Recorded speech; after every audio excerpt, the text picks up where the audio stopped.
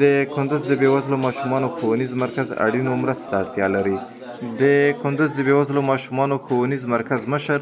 ذبیح الله مجیدي له ازادۍ راډیو سره په خبرو کې وویل چې دغه مرکز د اروپایي ټولنې میرمنو واکس انفانتنس په مالي ملاتړ جوړ شوی چې مشري د 2 تنو الماني او سویسي میرمنو په غاړه ده او دا مهال په دې مرکز کې څه باندې 100 تنو بېوزلو او یتیم ماشومانو ته پکې ښوونه او روزنه ورکول کیږي.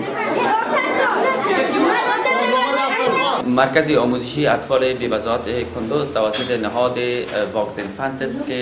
حمایت از پرورشگاه است که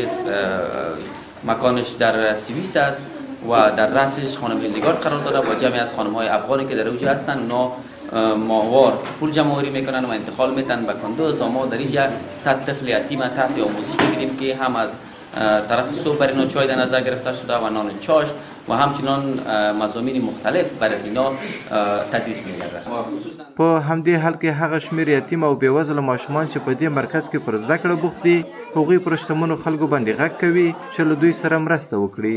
د یادونې وړ ده چې دغه غیر دولتي ښوونیز مرکز ترڅنګ په کندوز کې یو دولتي وړکتون هم فعال دی او اوس مهال پکې یو زیات شمېر ماشومان د ښوونې او روزنې لاندې دي.